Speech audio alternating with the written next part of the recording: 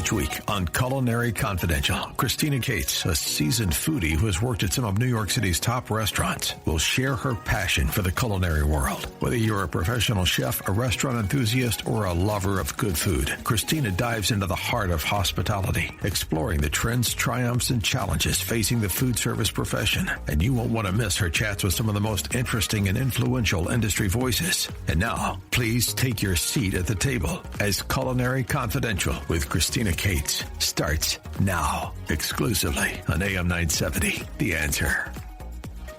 Welcome to Culinary Confidential with Christina Cates. This show is produced in association with my dear friend, Lucas A. Ferrara. All right, the guest for this show, I've been holding in my back pocket for close to a year. I'm very excited to share him with you shortly. But everyone knows that come late August, it's time for the highly anticipated U.S. Open. The U.S. Open takes place at the Billie Jean King National Tennis Center out in Flushing Meadows, Queens. It is one of the 4 Grand Slam tournaments in the world alongside the Australian Open, the French Open, and Wimbledon. It's the final Grand Slam of the year and is comprised of 5 main event categories: the men's singles, women's singles, men's doubles, women's doubles, and mixed doubles. Arthur Ashe Stadium is the main court centerpiece arena and is the largest tennis stadium in the world, seating over 23,000 people. The U.S. Open is one of the most watched annual sporting events in the U.S., and matches are broadcasted globally and are known for their vibrant crowds and energetic New York atmosphere. I'll tell you what else the U.S. Open is known for, and that, my friends, is the Honey Deuce. The Honey Deuce is the official cocktail of the U.S. Open and has a reputation of being incredibly refreshing on a hot August day or night. It's super photogenic and has a very on-brand tennis-themed garnish. If you can't make it to the Open and you want to make this drink at home, you'll need 1 1/4 ounces of Grey Goose vodka, has to be Grey Goose, 3 ounces fresh lemonade, and half an ounce of Chambord, which is a raspberry liqueur that I love. You'll serve that over crushed ice and garnish with 2 honeydew melon balls that will resemble mini tennis balls. This drink came on the scene in 2007, and to date, there have been over 1 million of them sold since its debut. It's known as the $10 million cocktail because it's brought that much revenue in. The Honey Deuce has had a huge cultural impact on the sport. It's a fan favorite and very marketable and Instagrammable. You can even buy online a Honey Deuce make-at-home kit so you can make this drink at home while watching the match. Now, I said Grey Goose has to be made with that because Grey Goose is the exclusive vodka sponsor behind the drink and often sets up branded bars at the Open. Now, the name Honey Deuce is a playful pun on tennis scoring, deuce referring to when players are tied at 40-40. Now, who created this sensation? Well, that's my guest tonight, Mr. Nick Mautone. He's a restaurateur and former Grey Goose brand ambassador. And Grey Goose asked Nick to design a cocktail that would be easy to reproduce for the masses and in obvious high-volume quantities. He found his inspiration while making a fruit-based dessert where the honeydew melon balls reminded him of tennis balls. The rest is history. Although Nick has received a lot of attention for the Honey Deuce, he has so many other accomplishments under his belt that he's also known for. He's written 5 cocktail books, has owned his own restaurants, has operated some of the most notable venues in New York, such as the Rainbow Room and Gramercy Tavern, and has incredibly successful consulting company called Mautone Enterprises. There's nothing he can't do. Okay, let me please welcome to the show Nick Mautone. Happy U.S. Open season. Nick, welcome to the show tonight. I'm excited to have you. Oh, thanks for having me. I'm excited to be on. All right, before we start talking everything Nick Mautone, U.S. Open, Honey Deuce, I have to say Brad Gardner, who is a mutual friend of ours, says hello, and he told me to ask you about how you met him at Sharky's. Oh my God, that's a long time ago. Either he's an evil man or he just has lots of happy memories as I do. So we were both very young men at that point in our time, early 20s. My 2 younger brothers and 1 older brother had opened up a pizza restaurant on the Upper West Side of Manhattan called American Pie. And it was a sort of an innovative deep dish stuffed pizza, completely different than anything you've seen, completely different than Chicago style, but maybe that's a show for another day. And after work, we'd close up, somewhere around 10 o'clock, and we'd walk up the street into this place called the Shark Bar. And Brad was, amongst other people, was an investor, and we met there, sort of just hanging out till the very wee hours of the morning. Not good when you're a young entrepreneur with not a lot of money trying to make it work. You really need to be going to bed early and getting up early, but you need to let off some steam here and there. Absolutely. So we were having a blast, and believe it or not, that was 1986 or so. We were kids, and Brad and I, and my brothers as well, have all been friends ever since, time and distance notwithstanding. I talked to him a couple of days ago. So we did a lot of partying together, a lot of drink making together, and it's very, very fond, happy memories of what I consider one of the greatest hangouts in the history of New York. As wow. Many people would. Yeah, really was. It was cool, innovative, great music, great people. Just on every level, it was one of the best bars in the city in my history. Well, I'm a big Brad Gardner fan, so shout out to Brad. He's so supportive of the show, and you wouldn't be here if it wasn't for him. I mean, he put me in touch with you, so I appreciate that. And I say we need to revive the Shark Bar. Let's bring it back. In a heartbeat. Brad, if you're listening, let's get it going. We got Nick on board. Okay, so let's talk U.S. Open. Let's talk Honey Deuce. Give me the stats on the drink. I mean, it's the $10 million cocktail. You've sold over 1 million. Tell me everything about this. Yeah, so answer that question first. Yes, at last year's U.S. Open, it sold over $10 million in revenue in the 2-week period of the U.S. Open Tennis Championship. That's crazy. And in last year, they did 650,000 Honey Deuce cocktails at the U.S. Open Tennis Championship. And the stat that boggles everyone's mind is if you realize that there are 3 honeydew melon balls as the garnish, which I will elaborate on, times 650, you're now talking something like 2 million plus honeydew melon balls. If you account for waste and loss, there probably was, 2.5 million honeydew melon balls at the U.S. Open this past year. So it's a pretty amazing cocktail, and considered, one of the 3 highest grossing cocktails in sports, along with the Pimm's Cup at Wimbledon and the mint julep at the Kentucky Derby. And so, it's pretty intense. That level, it's pretty amazing. So there's got to be a honeydew shortage at some point come August. I got to believe that the company that makes the honeydew melon balls for Restaurant Associates that does the food service at the U.S. Open, my gut says they start making honeydew melon balls in December, Right. At some point getting, hot house honeydews or wherever they get them from the Southern Hemisphere, make the honeydew melon balls, freeze them, which actually is really good, by the way, as a sidebar. Make some honeydew melon balls, put them on a stick, freeze them. It's like frozen candy. It's unbelievable. It's really great. So I think they start, many months in advance and, have them individually quick frozen and all that kind of stuff till they can bring them out every day. And then during the Open, from what I understand, they are literally shipping in melon balls every day, and they probably have someone going 24/7 making melon balls. So, what are they trending to sell this year for 2025? The goal is always, not speaking for on behalf of Grey Goose, of course, and on behalf of Restaurant Associates, I'm friends with both companies still. I'm assuming they're looking to do more than 650,000. I'm shocked by the numbers as an operator, right? As a person who's owned and operated businesses, for decades now. You hit to a certain point of volume, we can't possibly do more, right? Right. And then out of the blue, you do more. So about 2 years ago, when it was the 17th anniversary of the Honey Deuce, we did at the U.S. Open, I think it was 450,000. And most people, including me, were flabbergasted at that number, just couldn't believe that was the number. So to do that many this past year in 2023, it kind of boggles the mind, if you will. And as an operator, okay, how could you possibly do more?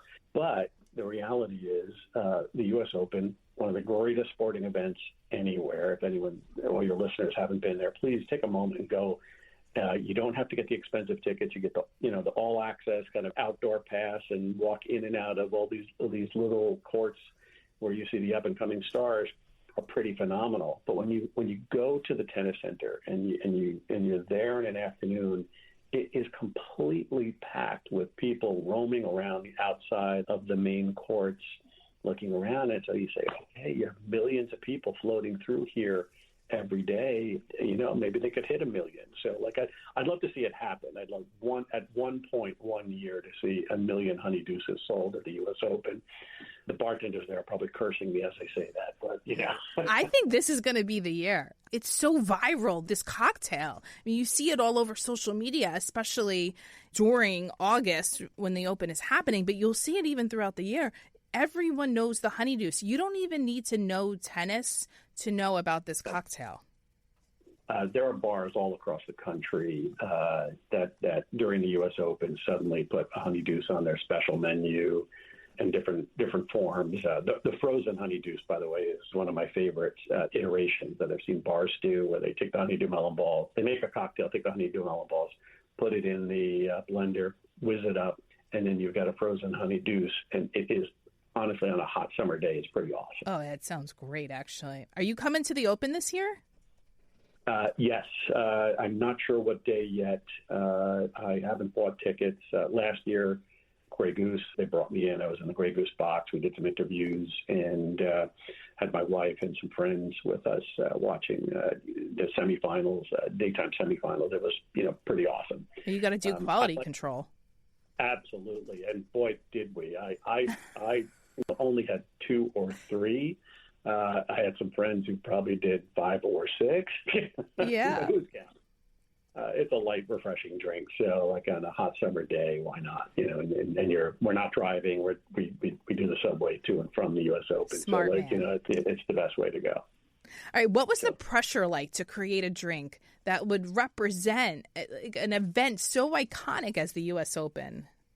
So let me give you the backstory. I'll keep brief, but I'll give you the backstory, and then I'll get to answer that question directly. Back in 2005, I was the first brand ambassador for Grey Goose vodka. So it was sort of a side gig, aside from consulting to restaurants and bars and so on. I had written a book called Raising the Bar. Grey Goose loved the book. We made a formal relationship that I would be their first brand ambassador, and I loved every minute of it. And during the next year, they came to me and said, listen, have you ever been to the U.S. Open? Of course I have. I actually worked there when I was a kid one summer, hauling ice. It was a blast, and it's a New York institution. I love going to the U.S. Open. And they said, well, we're going to sponsor the signature cocktail for the U.S. Open this year. And we went, cut forward. We had a meeting on site at the tennis facility with the catering company that was running the food service at that time. And we talked through all the processes, this and that. And the one key note here is that the cocktail that was served the year before, I couldn't remember what it is, they sold 10,000, right? So hold that number. And Grey Goose and the catering company, the food service management company, we all said, we can beat that. But that was our only goal. I just wanted to beat that. I did the numbers in my head, and I'm like, okay, you got 1 million people coming through here. I mean, like 10,000 cocktails, that's a failure as far as I'm concerned. Yeah. So I know we can beat that, but I had no idea where it would go. Moving forward, I leave that meeting. That was in the tennis center. It was on Queens, New York. I have a house out in Hampton Bays. I was driving to my house. We're having guests for the weekend. Stop at a farm stand, and I pick up a bunch of stuff, honeydew specifically, blackberries, and fresh rosemary.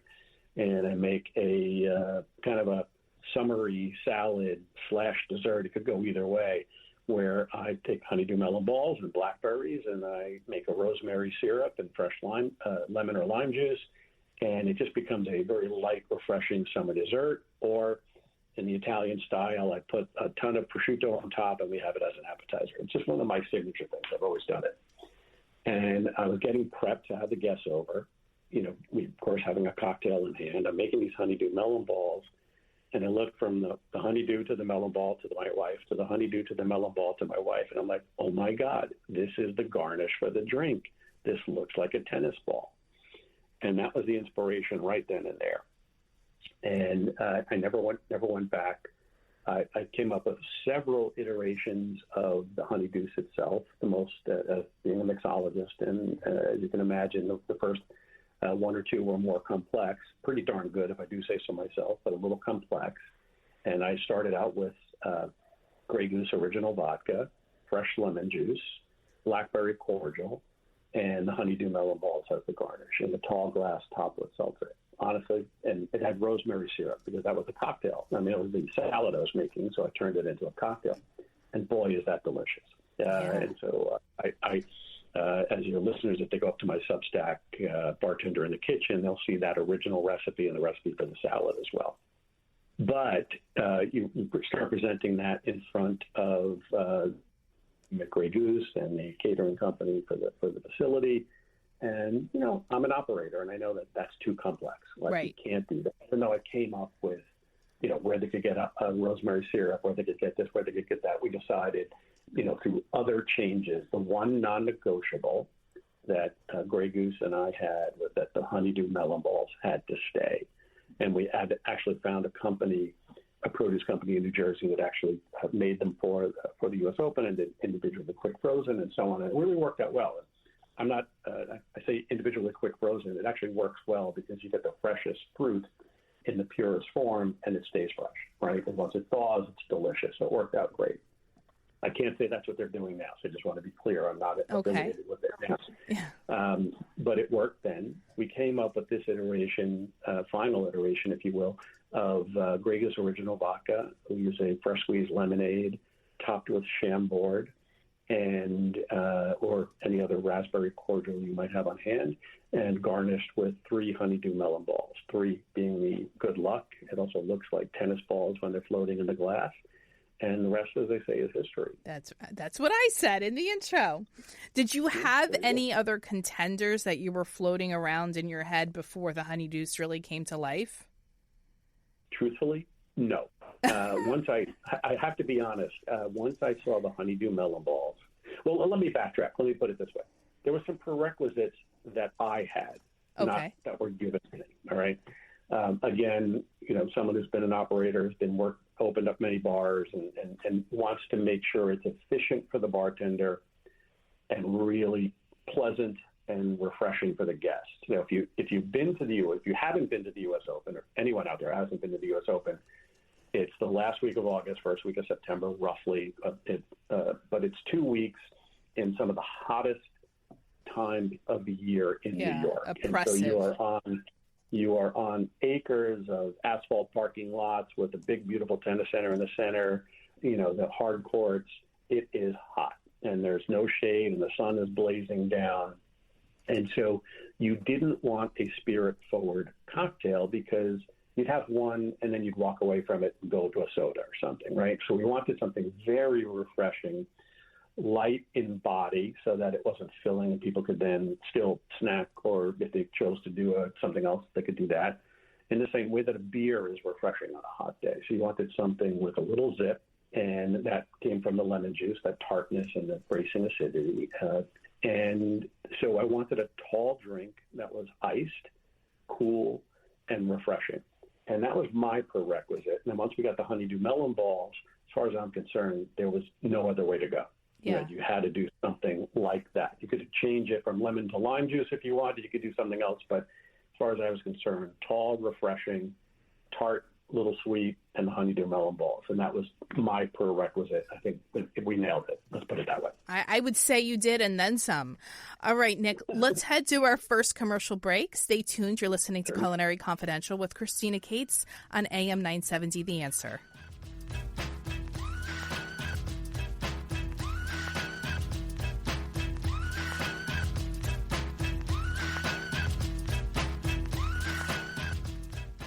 Over the last 30 years, Newman Ferrara, a New York City law firm, has evolved into a national practice focused on real estate, commercial, litigation, civil rights, class actions, and other complex litigation, representing many of the city's largest property owners, managing agents, and thousands of tenants. Newman Ferrara handles some of the nation's most significant class actions and civil rights matters. Newman Ferrara at 1250 Broadway in New York City. Go online to newmanferrara.com.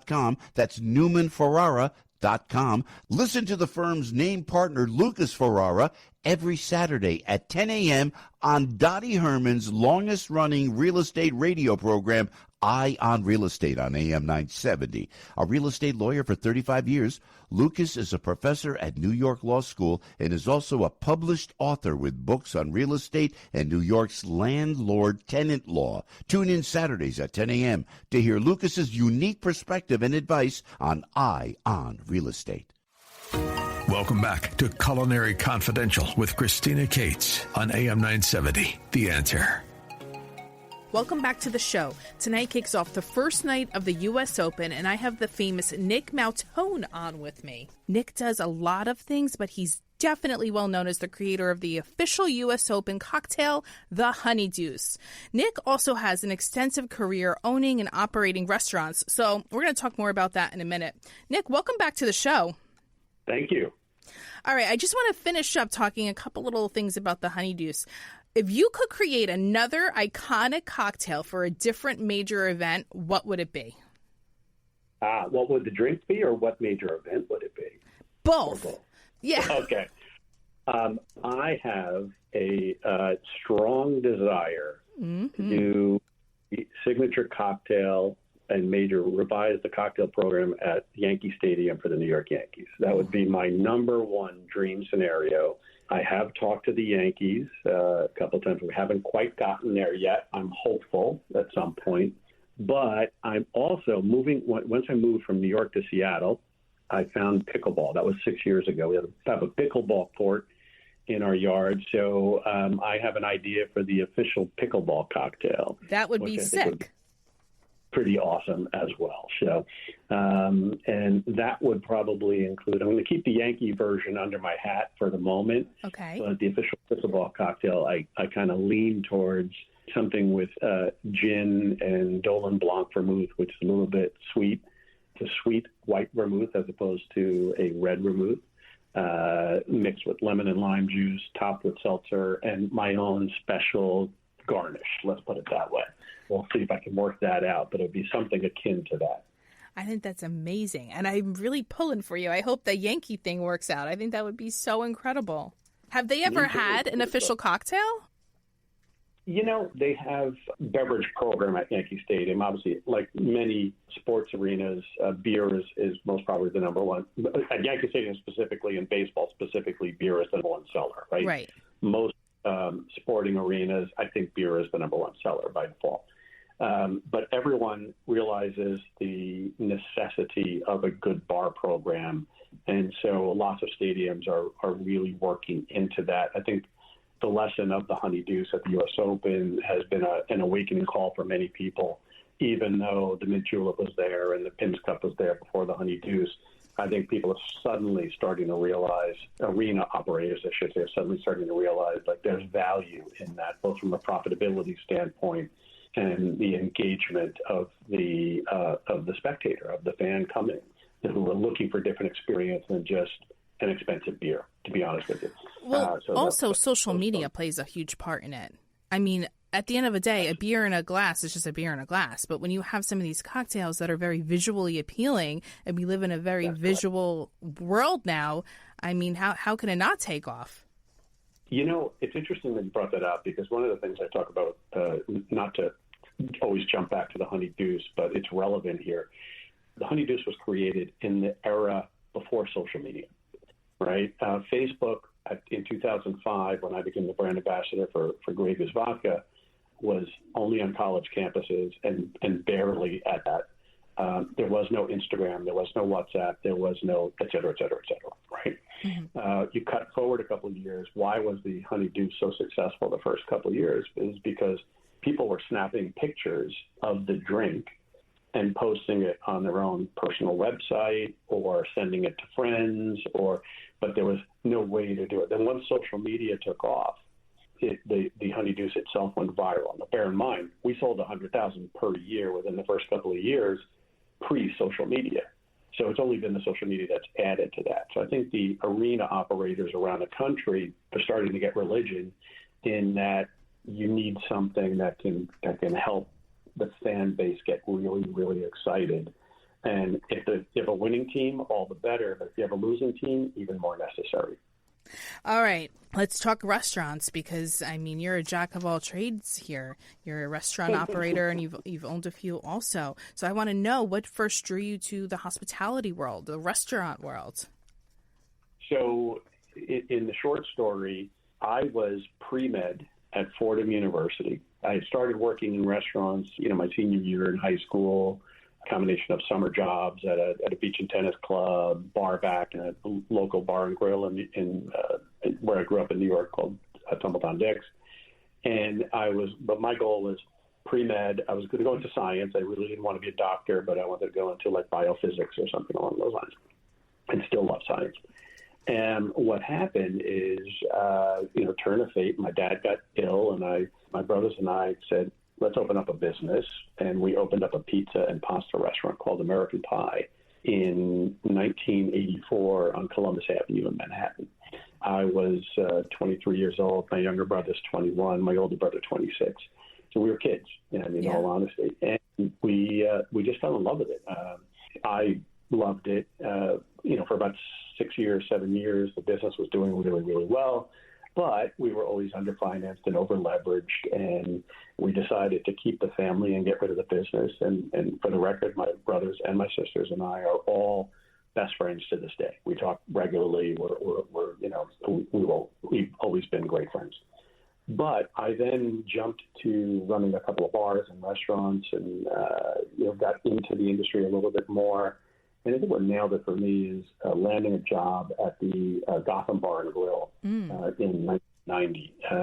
It was still a fairly young restaurant at that point in time, only about 5 years old, I guess it was, and 6 years old maybe. And I really loved it, felt I had the knack for fine dining. I loved wine. So I got involved with that, and the rest was off. But, at one point, one of the really great moments in my career, I joined the team of Tom Colicchio and Danny Meyer as managing partner at Gramercy Tavern in New York, right. And proudly turned that into one of the it was the number one restaurant in New York for many years running, at least 10 years. Well, let's talk about that time, because I think that was probably a very exciting time in your life and in your career. Absolutely, it had a million great things happen.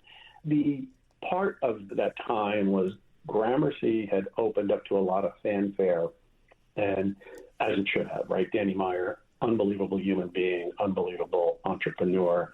Tom Colicchio, equally unbelievable human being, equally unbelievable chef, right? And so you had really great components of making a great restaurant. But the management that had opened with Danny and Tom, not for me to say what happened, because I don't really know, but it didn't fit.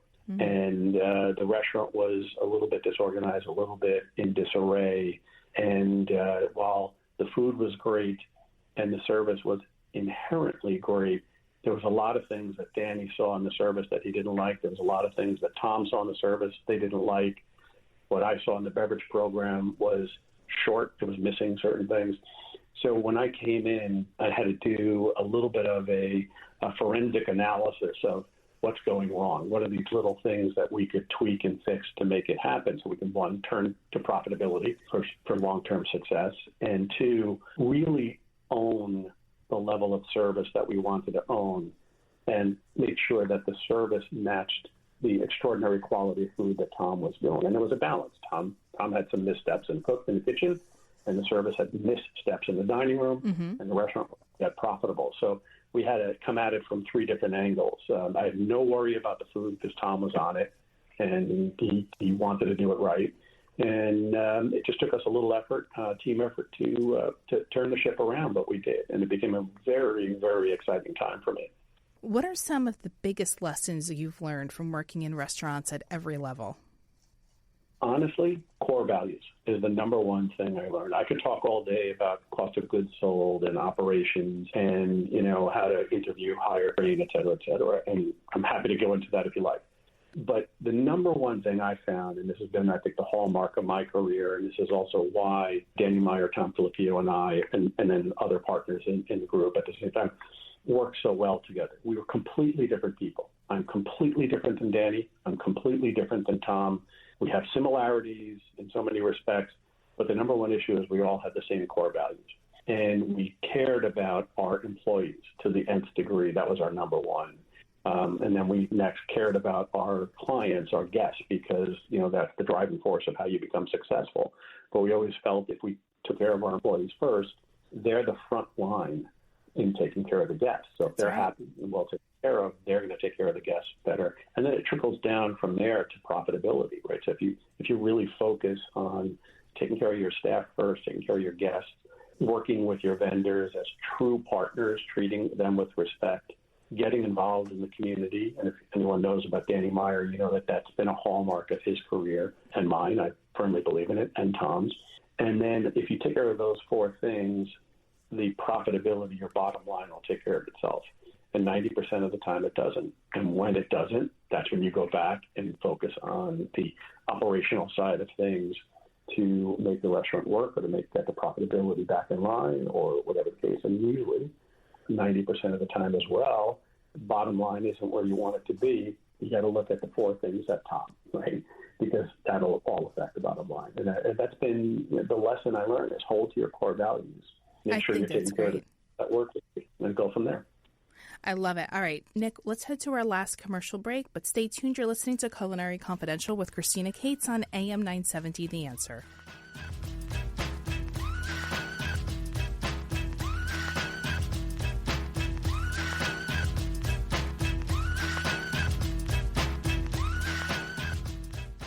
Over the last 30 years, Newman Ferrara, a New York City law firm, has evolved into a national practice focused on real estate, commercial, litigation, civil rights, class actions, and other complex litigation, representing many of the city's largest property owners, managing agents, and thousands of tenants. Newman Ferrara handles some of the nation's most significant class actions and civil rights matters. Newman Ferrara at 1250 Broadway in New York City. Go online to newmanferrara.com.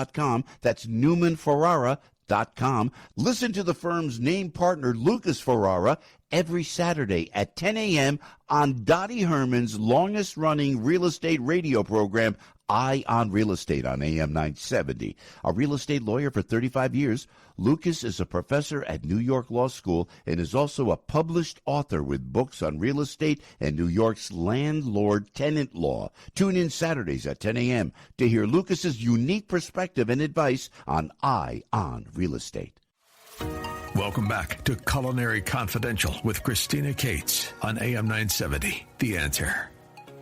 Welcome back to the show. Tonight kicks off the first night of the U.S. Open, and I have the famous Nick Mautone on with me. He's the creator of the Honey Deuce, which is the official cocktail of the U.S. Open. Nick, welcome back to the show. Thanks again for having me. Of course. Now, you're known for having a sixth sense of sorts when it comes to foreseeing trends. So I want to know, what do you see coming down the pipeline in the industry as the next big thing? That's always a great question and one I love to talk about. I'm going to answer that, but I'm going to digress to say, back in the day, well before there was a Shake Shack, well before there was all these high-end burger restaurants, that was my goal, was to do burgers. And people kind of said, burgers, why are you doing that? That's not going to go anywhere. And then lo and behold, burgers work, right? Burgers are so hot right now. And they're not going anywhere. Yeah. They finally, I think we've got, whether you love the smash burger or the thick burger type or the pub burger, they're all great, they're all good, and it's not going anywhere. And I felt the same way about pizza 20 years earlier when we first opened American Pie, and go to my grave saying pizza's still hot and it's still going to do great. One of the things that I'm super high on is Indian food, and for a number of reasons. I happen to like it, but I was not as knowledgeable about it 20 years ago as I am today, of course. And I really believe that the country is ready to appreciate Indian food for all the wonderful things it is. And I kind of compare it, not in taste and flavor profile, but in the small bites mindset to Spanish tapas, right? So there's a lot of like little snacky things that you can get in Indian food, or little small bites that you can do in their variety of their appetizers, or the way they cook cauliflower and vegetables and things like that. And so I think that as someone balances out the flavors and becomes a little bit more mainstream, you're going to see some of these concepts pop up because they just work, right? Who doesn't love a samosa, right? Yeah. Think of a samosa similar to an arepa or, other things in Spanish or Mexican cuisine, right? And so, people get a little bit afraid of Indian because they think it's spicy, but when you have a really talented chef working the mindset, it really works. And you're starting to see a few of these pop up around the country, so. I did a show a couple months ago all about Indian cuisine, and I talked about how it's the hottest thing going on in the food industry right now. And I did the show with Chef Vikas Khanna, who is, everyone knows Chef Vikas. He's a global celebrity chef. He has the restaurant Bungalow in New York. And we talked about how Indian food is truly having a moment right now in the food scene. And you have places in New York which are Michelin-starred Indian restaurants, which was like never a thing before. Yes. And the sad thing for me personally and our industry professionally is I think the chef who was going to do that and had the ability to do it was a guy named Floyd Cardoz, who sadly was passed away at the beginning. He was one of the first people to pass away in the pandemic early on. And Floyd, a fabulous person, fabulous human being, and of course, unbelievable chef. And I think he was on the way to doing that. He had Indian restaurants in New York, part of our group, but Union Square Hospitality Group, of course. Mm-hmm. But there's others out there. And I think what you'll see, I always come at things as what's fresh, what's wholesome, what's healthy, as well as what's tasty. And when you look at Indian cuisine and when you have a chef who knows how to deal with the spices and the wide array of spices and flavors that they use, there's so many beneficial aspects to it, right? Turmeric alone, right? It's real. The anti-inflammatory benefits of turmeric and ginger are real. That's used often. And then there's a whole bunch of other healthy ingredients, what are they called? Sativa seeds or black cardamom, they're often called. Yes. Those seeds, lower blood pressure and so on and so forth. And then we all know about, the spice, the heat, the capsaicin from chili peppers, right? Yep. Inflammatory and helps lower blood pressure. So there's all these health benefits of all these variety of spices. And I think once people once the mainstream consumer loses the fear of all these different spices and is willing to try it, it'll be the way Spanish tapas took off many years ago, because people were afraid that, tapas, it's too complicated. No one's going to enjoy it. And then, lo and behold, it took one great chef, Jose Andres especially, to bring it to the mainstream, and now it's everywhere. And I think it's the same thing with Indian cuisine. I hope so. I mean, I love Indian food. But let's talk about your Substack, Nick Mautone, straight up on Substack. You put something out recently about the modernization of restaurant reviews and food critics, and how critics should not break, but they should build. Let's talk about that. Yes. I think that was great. Well, thank you. I'm glad you like that. In that one, I was trying not to be incendiary in any way, and hopefully I wasn't, because I think criticism has a place, right? Whether it's the critique of a movie, whether it's the critique of a restaurant, and so on down the line. You can, go from there on all the critics out there and how to, opine on a sporting event or a Broadway show and so on. But the point I was trying to make in that article, and let me sidebar here, I love the New York Times. It's my paper of record. I read it all the time, every day, practically for the last, 45 years, 50 years almost. And we'll continue to read it. It's such a great organization. And I love their reviewing process. And I love the shift that they are making with Tehal Real and Nagaya Michan. And I think that it's a great change that they're doing. And one of the things that had worried me over the years, and I won't name the restaurants, but I had worked with restaurants, 10, 15, 20 years ago, that, they got a bad review. And you could kind of take the review that if the reviewer didn't like the food or some aspect of the service, I get it, right? I totally get it.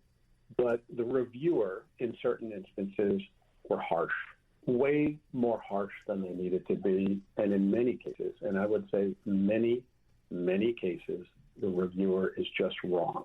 They had the wrong spices, they had the wrong dish, they ordered the wrong item and wrote about it, and there's no way for an operator, especially, someone who is not the Danny Meyer and Tom Colicchios of the world, to even get a response, right?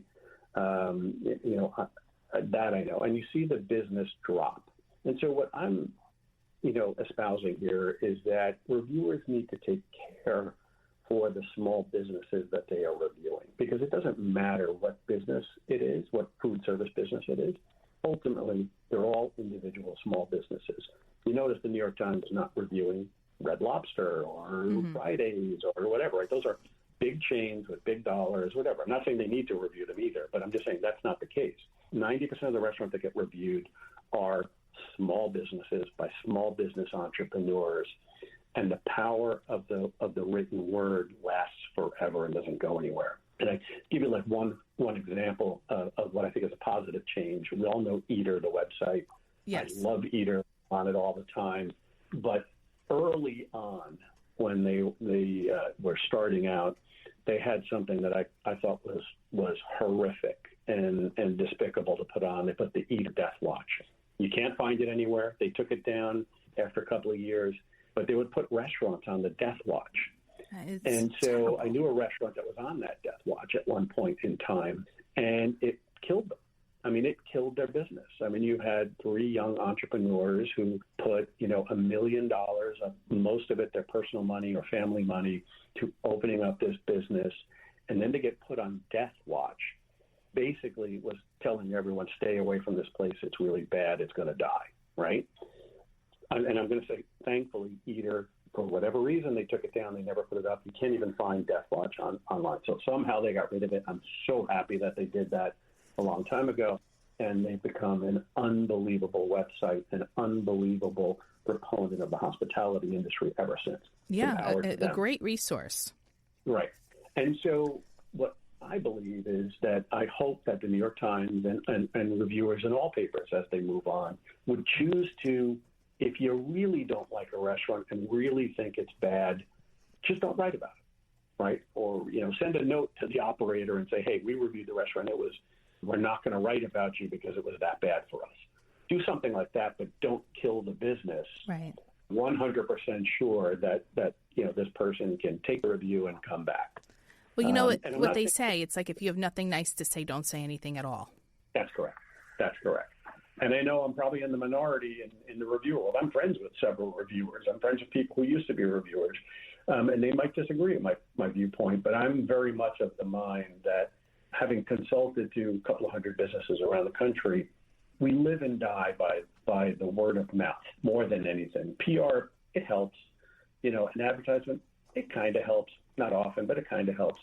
But you live by, I tell you about, my favorite ice cream shop here in Seattle, you're going to want to go there, right? Mm-hmm. And that's the way it works. But conversely, if I'm online where right now every person with a cell phone is a reviewer, those bad reviews, those bad snarky comments, and again, many, if not most, are wrong or incorrect, or they didn't bother to talk to the restaurant about fixing an issue, it stays forever. And so the whole online review process with the various websites, not to name any, I don't like and don't respect, because sometimes the bad reviews get pushed up ahead of the good reviews. So it's a difficult balancing act. So I'm just looking for all reviewers out there, whether you're the New York Times, the Seattle Times, the Chicago Sun-Times, or you are a person with a cell phone. I'm asking you to just please know that the person you're reviewing, the business that you're reviewing, is a person with a family trying to make a living. And let's be honest and careful in our words that we choose to say. I think that's great, Nick, and I think we should leave it right there. That was perfect. I really loved this hour with you. I feel so honored that you were able to come on the show. I mean, you're a veteran in the industry, 40 plus years of experience. I mean, you've seen all sides of it, and creator of the most viral cocktail in the world. So this was amazing. I hope to meet you one day in person. we'll make it happen. I think that would be amazing for me. And maybe me, you, and Brad will get together and have a Honey Deuce cocktail. What do you say? We're going to make a plan for that one. I would love that. Good. All right. Thank you for listening to Culinary Confidential with Christina Cates, Sunday nights at 9 p.m. on AM 970 The Answer. Thank you to my wonderful guest, Nick Mautone. This was such an incredible hour with you, and I feel so honored to have spent it with you. Tune in next week for a show with Emmy Award-winning chef and Taste-Made fan favorite, Frankie Salenza. Ahead of the premiere of his brand new cooking series, Let Frankie Cook, launching Monday, August 25th at 6 p.m., it streams on Taste-Made just in time for Pizza Week. In the new series, Frankie invites viewers into his home kitchen for bold recipes, clever hacks, and his signature low-stress cooking style. This marks his fourth Taste-Made show following the massive success of Struggle Meals, 100 episodes across 9 seasons. Worth the hype and Frankie versus the internet. But that's the show for tonight. Thanks for listening and have a great night.